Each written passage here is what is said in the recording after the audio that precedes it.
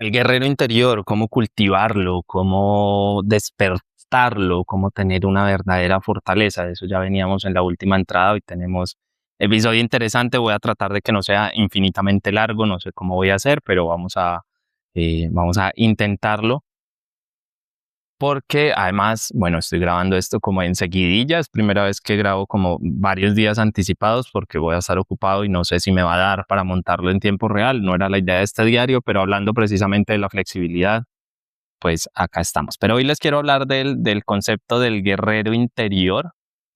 Yo siempre he pensado que esa flexibilidad de la que les hablaba tiene que ver también con una especie de control sobre mis reacciones, no sobre las emociones, no sobre lo que despierta y más inconsciente, más instintivamente, sino de lo que yo hago con eso. Y yo siempre he creído que el concepto verdadero de libertad está muy pegado a eso. Lo manejo desde hace muchos años y lo pienso así de esa manera desde hace muchos años. No está en el tener, no está en nada de esas cosas. Y bueno, en esa línea, creo que este camino que plantea, esto es de un libro, una teoría de Iron John, que tiene un libro que se llama, creo, Los Hombres de Hierro o El Hombre de Hierro, algo así.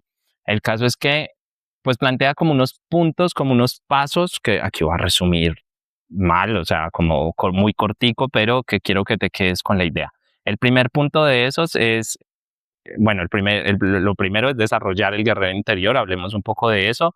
Es un profundo proceso de maduración emocional y psicológica en el que adquirimos herramientas y formas que nos permiten navegar por el mundo y sobre todo defender a lo que él llama en el libro como mi rey interno, ¿no? Como el rey interno, nuestro rey interno, que es donde habitamos. Ese sería como algo así como el yo verdadero, ¿no? Digamos lo que es donde está nuestra soberanía realmente última de nuestra individualidad. Y desde ese lugar,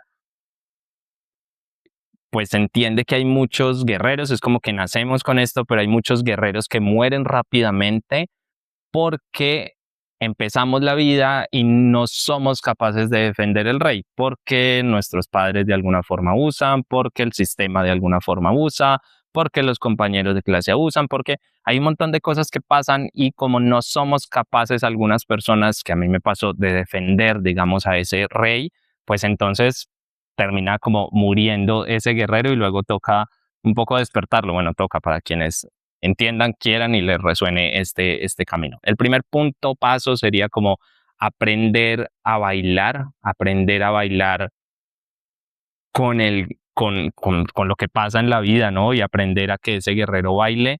Eh, lo que se entiende es que, claro, darle una espada a alguien para que se defienda no sirve de nada si no sabe bailar, es decir, si la persona no ha pasado primero por un proceso de encontrarse a sí mismo, ha aprendido a ser amante de sí mismo y ha conmovido su corazón con la intimidad, entonces esa espada no servirá de nada, será violencia vacía, pero si ha aprendido desde ese lugar, entonces esa espada será una herramienta para poder navegar en el mundo. Entonces lo primero es esa danza que viene del autoconocimiento. El segundo punto sería servir a una causa trascendente, es decir, aquí se habla como del rey verdadero o algo así es como lo dice él en el libro.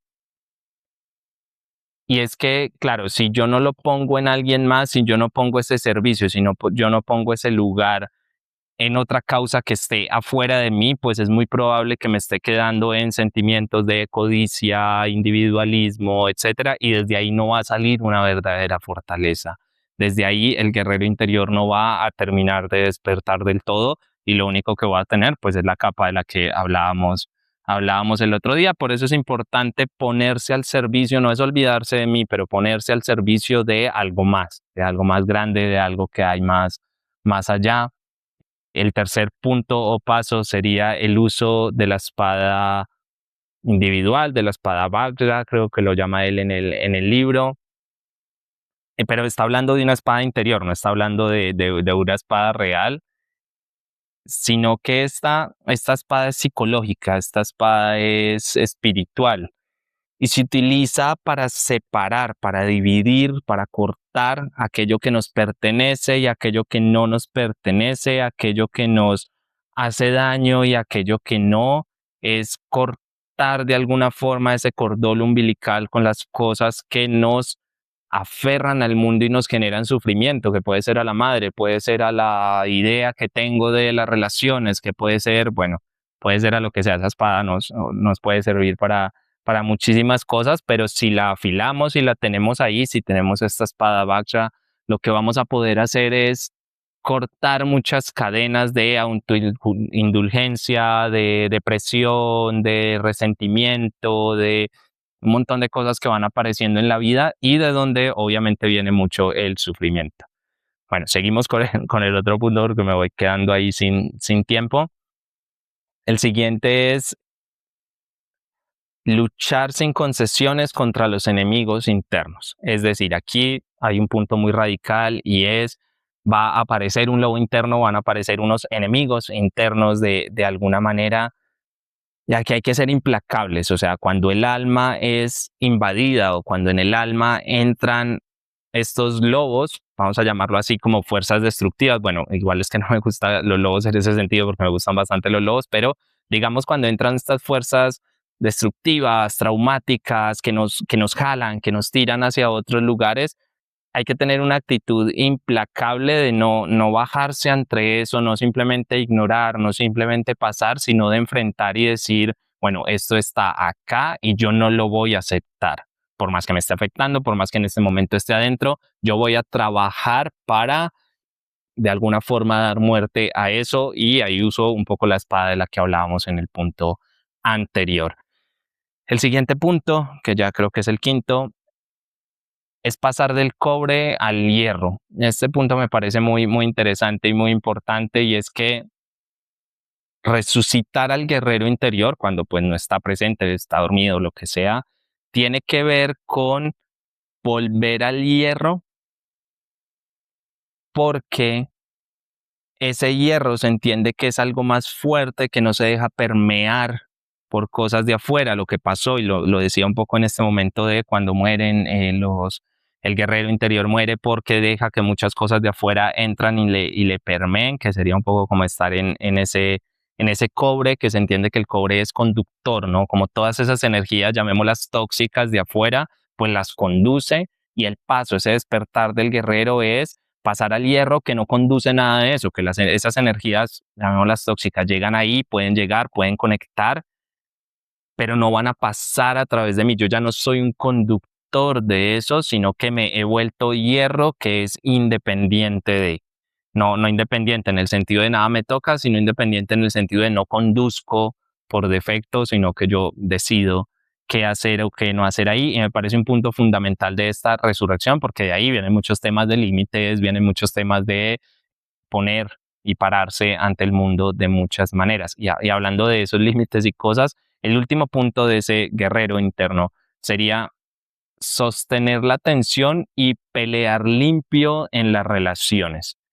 ¿A qué se refiere con esto? A que un guerrero interior despierto desde una fortaleza, entendida en los términos que la hemos venido hablando en los últimos episodios, tiene que ver con la capacidad de enfrentar los conflictos interpersonales de forma madura. Y cuando digo madura me refiero a no dejarse llevar por los golpes que te pegan, ¿no? Es decir, claro, hay algo que me molesta, hay algo que me inquieta, esto me dijo esta persona, este hizo esto, en la calle, sea alguien que conozca, no, me tiraron el carro, lo que sea. Eso que pasa afuera no determina cómo voy a actuar yo en un sentido reactivo, sino que tengo cierta asertividad y soy capaz de manejarlo sin perder mi integridad, sin llegar a esos momentos de, uy, ¿por qué dije esto? Me fui hacia este lugar, me fui hacia el otro. Ese sería como el último paso o el último componente de este guerrero interior. Si se dan cuenta, pues traté de pasar muy rápido para que esto no se alargara demasiado, pero es como la vuelta, es el giro alrededor de lo que sería un ser humano que pintado de esa manera, pues parece vivir muy tranquilo, parece vivir muy atento y sobre todo muy consciente. Y desde ahí creo que esta teoría tiene sentido y este guerrero interior sacado de ese arquetipo más antiguo del que hablaba en la entrada anterior tiene mucho sentido. Así que nada, pues reflexionenlo, mírenlo. Esto no es un paso a paso de cómo hacerlo. Quienes quieran saber más o quieran que los acompañe en ese proceso, pues me pueden contactar y con mucho gusto. Así que nada, Nos vemos en la próxima. Lo dejo acá por hoy. Tengan un feliz día. Gracias por acompañarme en la entrada de hoy. Si este episodio te ha resonado, te invito a ir un paso más allá y unirte a nuestra comunidad en Telegram. Allí comparto prácticas y contenido adicional para tu proceso. También puedes visitar parejadelalma.com/diario, donde encontrarás toda la información sobre mis talleres, retiros y sesiones de terapia. Y por último, si este espacio te aporta valor, te invito a que califiques el podcast y me dejes un comentario. Leer cómo estas reflexiones aterrizan en tu vida es lo que da sentido a todo esto. Gracias por estar ahí. Nos escuchamos en una nueva entrada.